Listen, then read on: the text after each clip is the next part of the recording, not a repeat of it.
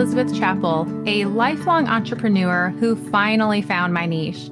After years of new ideas and jumping from business to business, I figured out how to turn a craft into a successful career.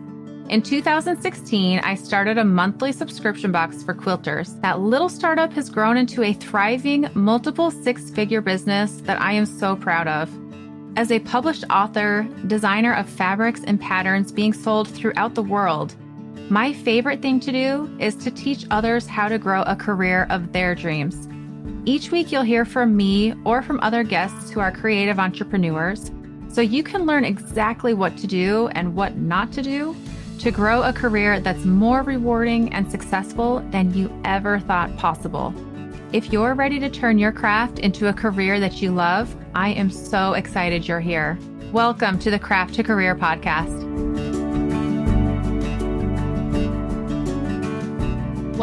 Welcome to the Craft to Career podcast. Happy Friday if you're listening on the day that this releases. I have some wonderful things for you to hear today and also to see. So if you can check out the show notes to this podcast, there are some beautiful quilts that you are not going to want to miss. We are talking to the artist today, and we talked and she told me how to say her name, and I'm worried I'm going to say it wrong. Aynex Mercado, Aynex. She is a modern quilt artist, and she won a coaching call because she left a review for the podcast. And so we dive into her business today, how she can grow her business, what she wants to do with her business. It was so fun to hear her ideas and her dreams and her perspective as an artist. It's very clear. You can hear as she's talking how she is such a true artist and how she wants to help others to tap into their inner artist and express themselves with their quilts. So let's hear from Aynex. I really hope I'm saying that right.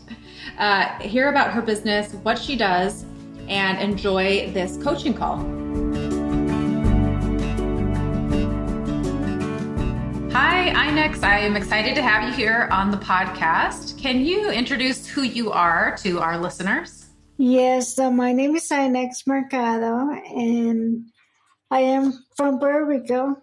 I've been living in Maryland for about 15 years now. I've been quilting for over 20 years.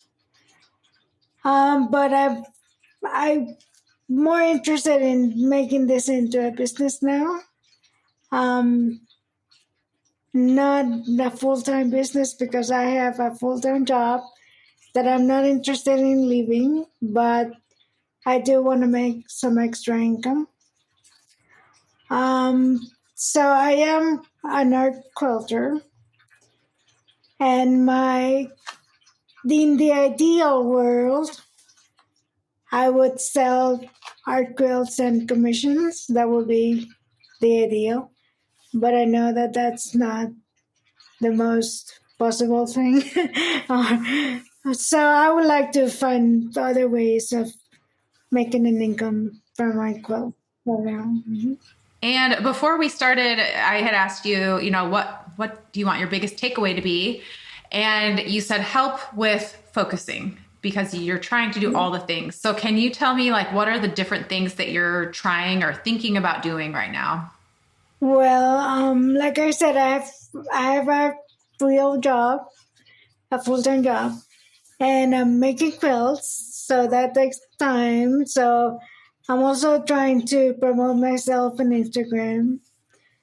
I am trying to sell on-demand, like print-on-demand products. It's not going very well. I'm also thinking about teaching classes. I'm not interested in doing patterns, but that's what I'm doing right now. Okay.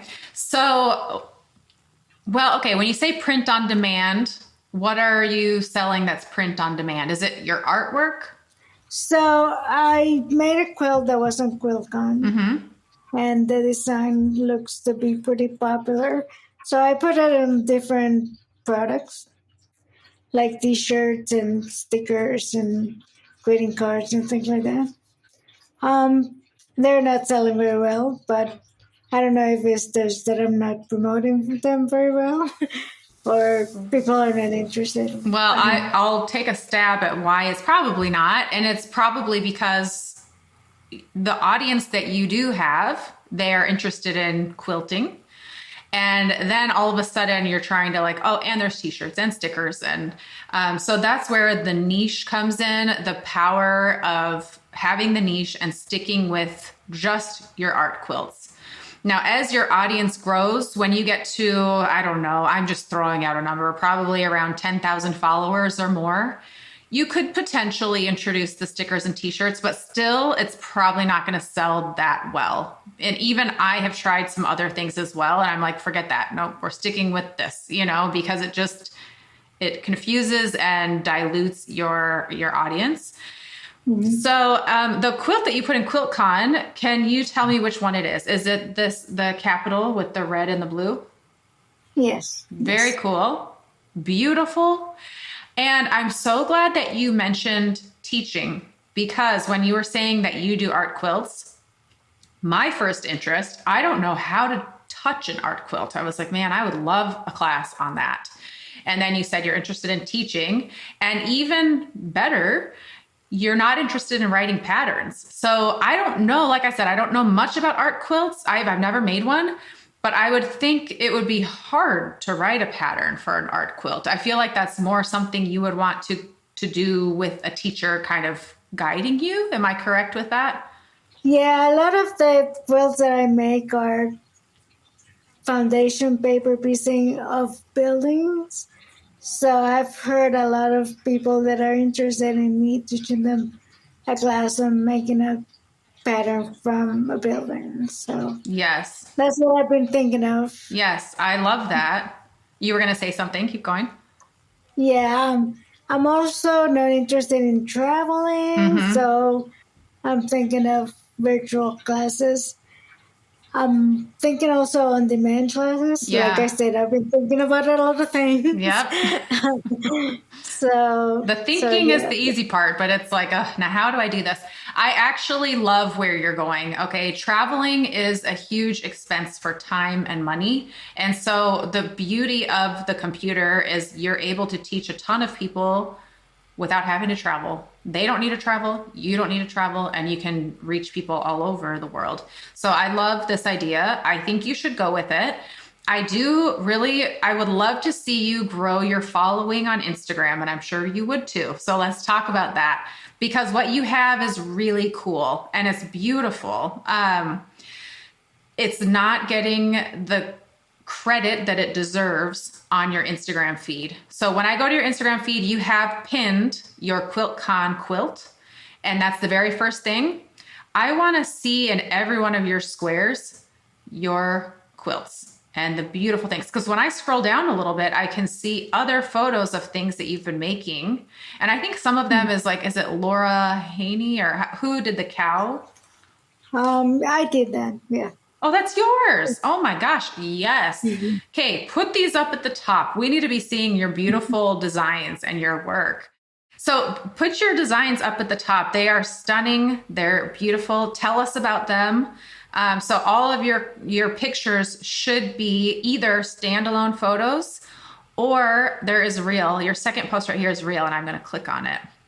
Okay. It's beautiful. However, it's very close up. It's, Yep. This right here. Yep. So the full effect, this is great. It's good to sprinkle in some of these, but I guarantee if you step back and I can see that full picture, it would take my breath away. I'd like a audible, wow. So every one of your reels should be showing your work. It could show the process of you at the sewing machine, the finished product, cutting the scraps, but it should always be beautiful quilt photos. And so I can see I can see your inspiration. You're showing like your screensaver here.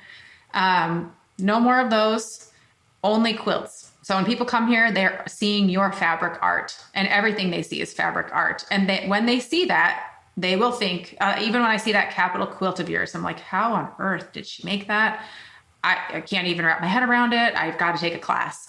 And instantly they're going to be like, how do I learn this?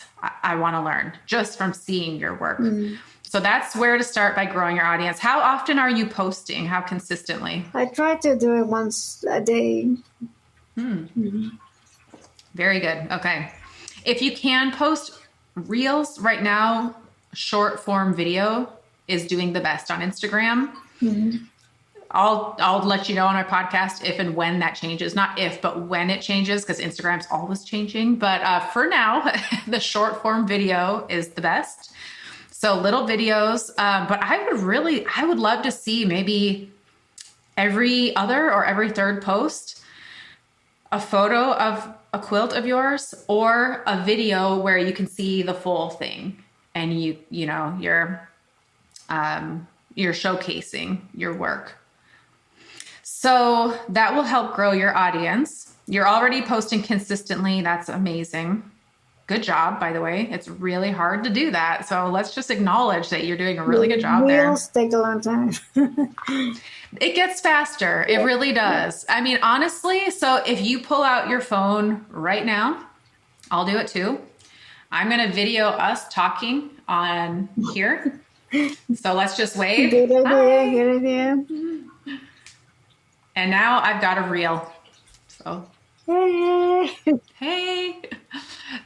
So, and that I'll probably share to my stories because I want my reels to be quilting related. But for you, just, I'm assuming you have quilts in your house and you can just pull out your camera and video yourself looking at it. And that's a reel. Anytime, now this is something I'm learning to do and getting better at.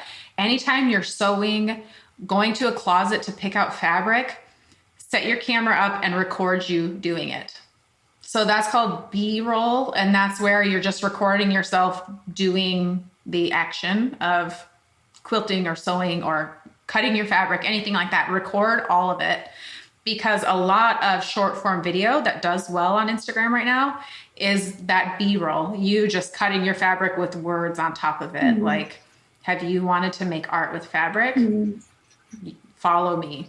And that's it. Yeah. Just a short little video. So yes. Okay. That for Instagram. And then let's chat about these courses, because I think it's a great idea. So you've thought about it.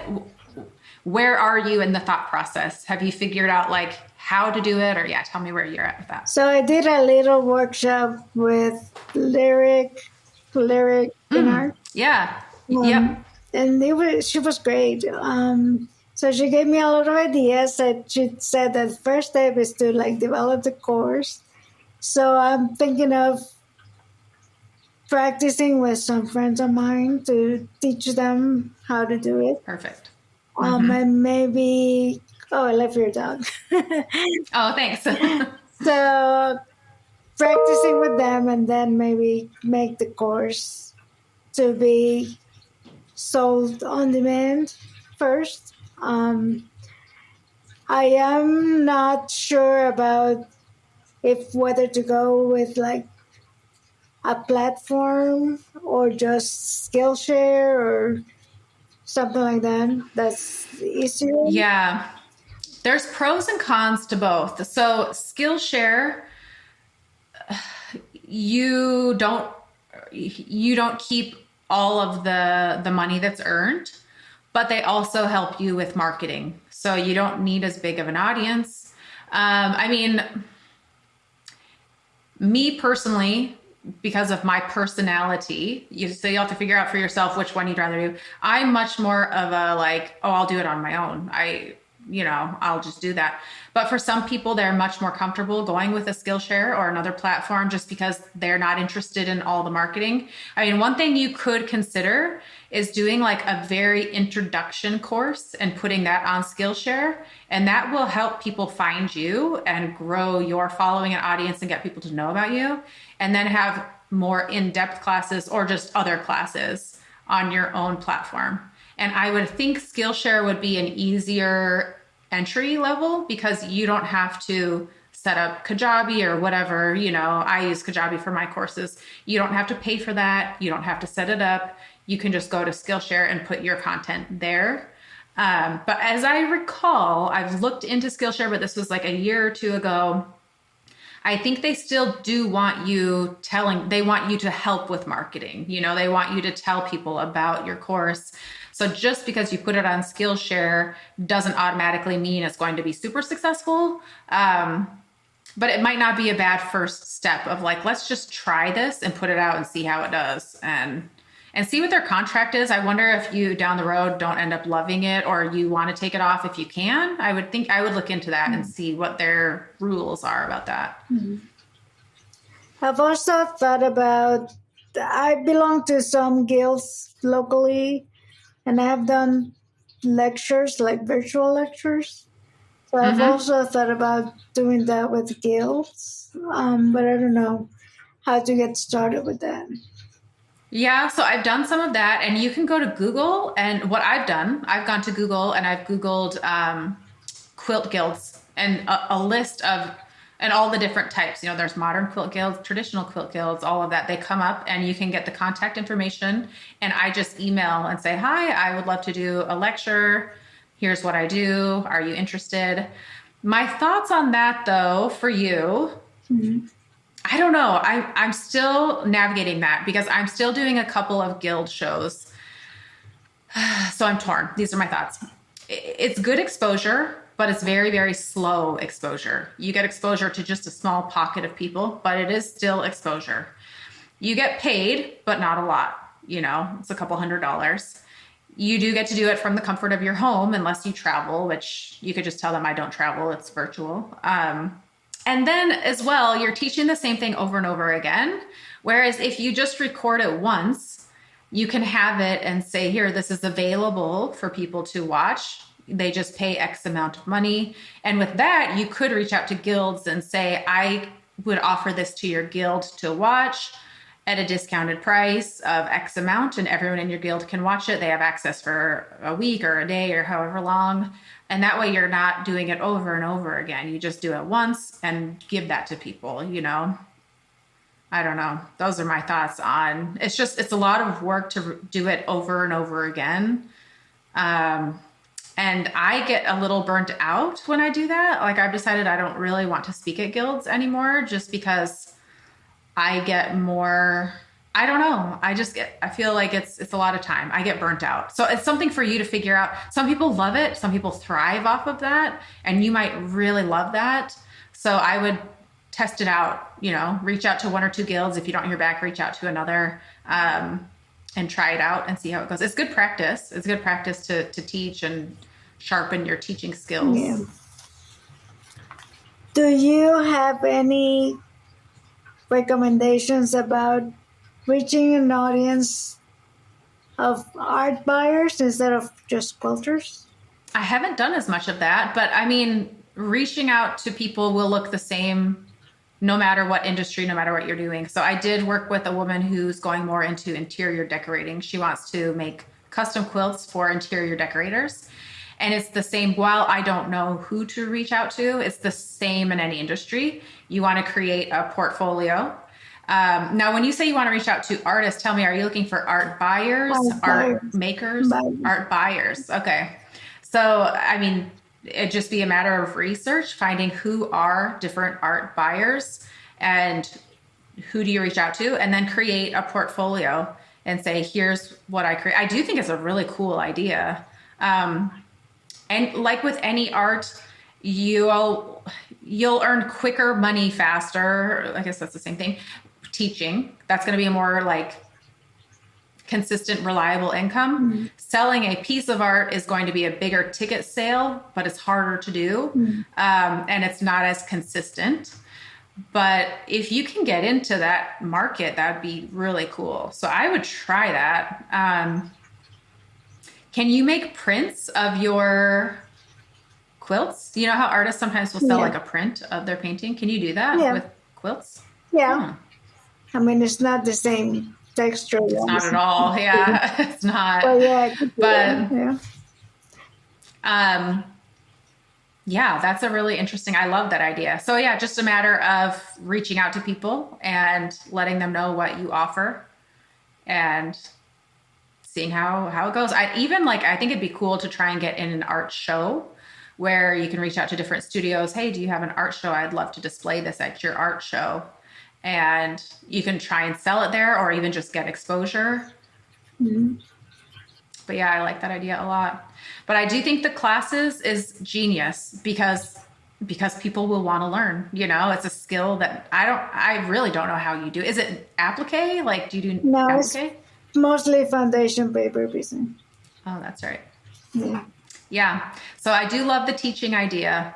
Um, but really, I don't want to influence it. But I don't want to like, you should do this. My biggest thing with coaching people is to help you reach in and find what really speaks to you. Yeah, you said you're interested in teaching. I think it's a great idea. And then I would continue to reach out to those different art shows, art auctioneers, I don't know how you say it, art sellers, Mhm. and see what the interest level is. If they're not interested, don't give up. Keep looking for other people. I think that's the biggest thing I see is people are like, well, I reached out to 100 people. No one said yes, so no one's interested. I'm like, no, no, no. You've got to reach out to like 1 million people. You just got to keep on going. You know that your art is good. You know that it's good. So you find that person who also wants that and they're out there. So So I should concentrate on my teaching.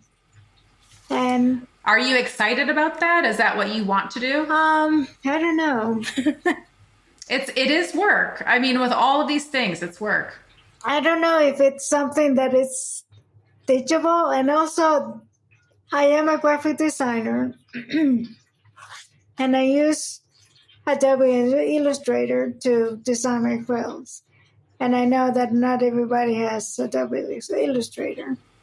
So, But would they need that to do that? so I have to figure out a way to teach it without Adobe Illustrator.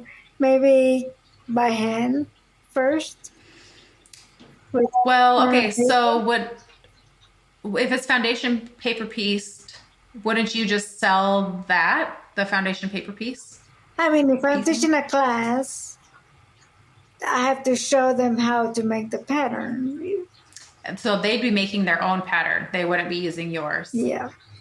Well, okay, let me throw this idea out. What if you used your design? Like you create it and you sell them that design and it's printed off to scale, So that would and be they that use would be it. selling a pattern.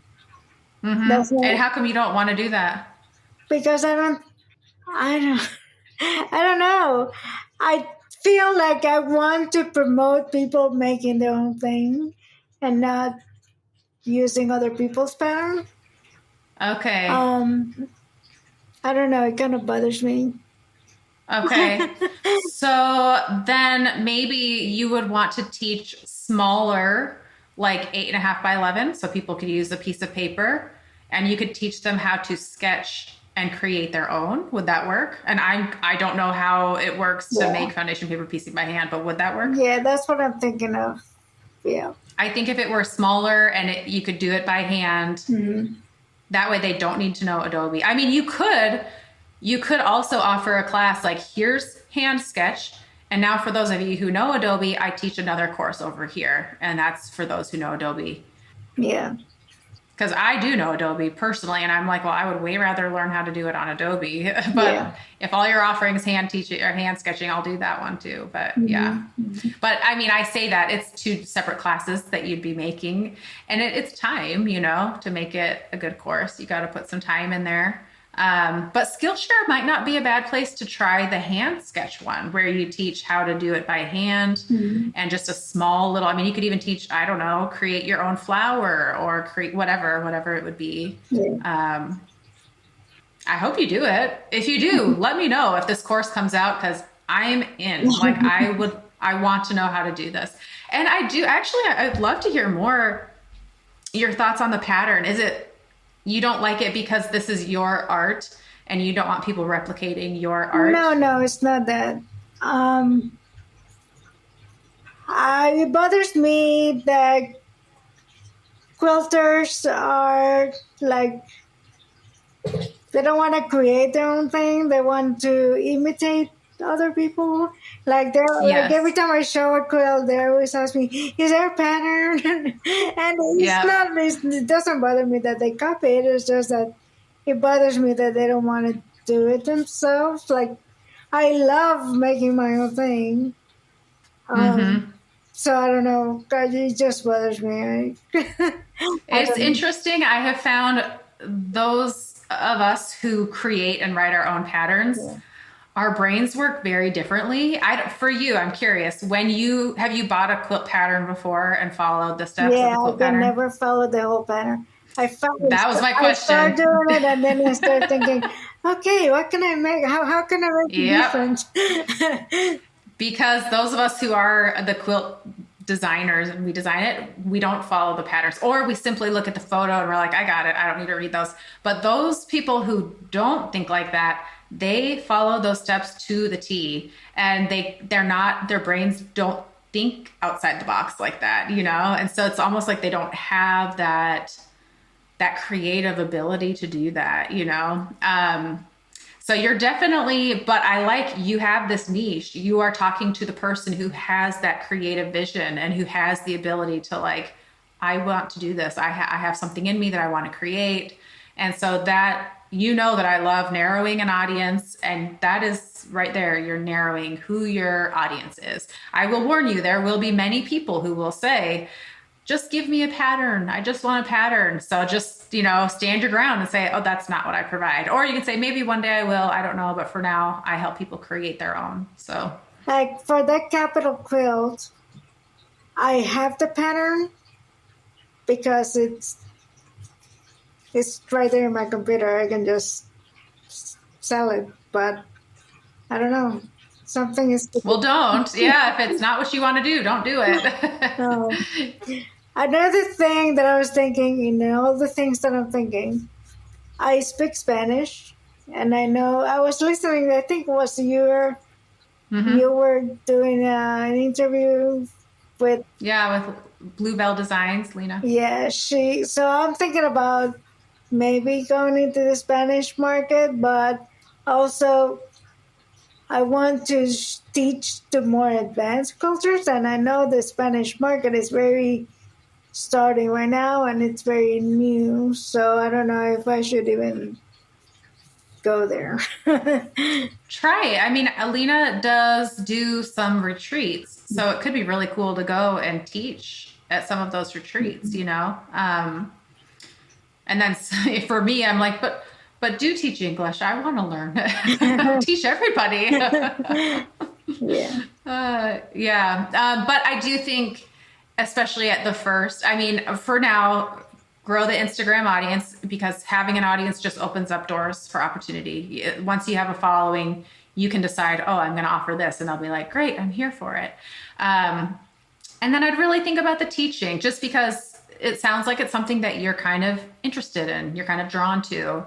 And so try out a few different, go to a local guild and see if you like it, if that's something you want to do. It'll help you put together a lesson plan, or even just a trunk show. You can go and show your things, and you can even see, are they interested? Would people want to learn how to do this? Which I promise you they will. They'll want to learn. And then you can start thinking about, how would I teach it? What are the different lessons? How would we start? What's lesson 1 going to be? What's lesson 2? How can I keep my lessons short and help them find success? And it's probably good to start off with something very, very simple, just to teach the concept. Here's how you draw, here's how you cut from your drawing, and so forth and so on. But it does allow itself to have multiple courses that you're teaching. Like, here's the introductory, please start here. Once you finish that, then you can take this next course, or so on and so on. But I think it's really cool. What is your full-time job? I'm curious what you do full-time. I'm a web designer. Okay, cool. Now, people are going to reach out. Can you design my website? Yes. No. Are you freelance, or you do it for No, I a work for certain the company? federal government.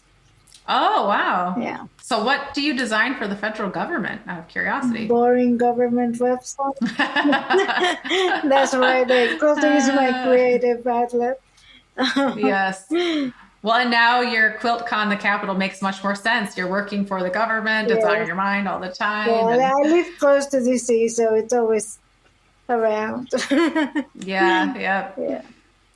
Cool. Well, any other pressing questions you have? No, I guess you have answered my questions. Just concentrate on Instagram and by teaching, and maybe start looking at the art buyer market. So Yeah. If you do sell those quilts, then it will become even more high demand. Like, oh, I want that pattern. That's so cool. You sold it. oh, maybe you can answer this question that I have. So I am going to start making a quilt for Quilt National, and in that competition you cannot show your quilt anywhere in social media or anything before you apply. So I'm thinking, what am I going to put in Instagram if I cannot show my quilt? Okay, that's a big question for a lot of quilters. And I will just say, if you go and look at my Instagram, I have been posting twice a day for the last few weeks. And most of those, I have not been making anything new. You will see I've used footage from forever ago, and then I will sit down at my machine and I'm not really making anything. I just show myself sewing fabric, but I'm not really working on anything at the moment. Or I'll get fabric and show myself cutting it. So you don't have to be making anything. That's why I say get your camera out whenever you're doing anything and film yourself doing it. But I wonder, could you show yourself cutting the fabric? Okay, yeah. Yeah. Or just sitting at the sewing machine sewing, they will have no idea what you're making, you know? So yeah, just if you go through and look at the last month or so of my Instagram, I'm not making anything new right now. And I haven't been for like a month. So, but I still have content twice a day, every day for a month. So steal ideas from my Instagram, take them, go for it, reuse them. Yeah. Yeah. So good. And I do suggest as well, I go through and look at reels on Instagram. I spend maybe 20 minutes a day tops just looking at reels, and I will find some that are funny or capture my attention. And I'm like, I'll do that, except make it a quilting reel. So just go through and find some that you like, that you think are funny or clever or pretty or inspirational. And then it might be about like, I love driving through the mountains. It makes me feel at peace. Oh, that's pretty. It makes me feel good. So I love sitting at my sewing machine and creating something new. It makes me feel at peace. And just, put it in your own genre. So yeah, there's tons of ideas out there that you can just tweak it to be unique to you. So if our listeners want to find you, where's the best place for them to go? So my website is Aynex, that's AYNEX, quilts.com. And I'm on Instagram at Aynex Quilts. Awesome. Okay. Yeah. And listeners, go check out her account. She's got some beautiful art quilts on there. So thank you so much, Aynex, for being here on the podcast. Thank you.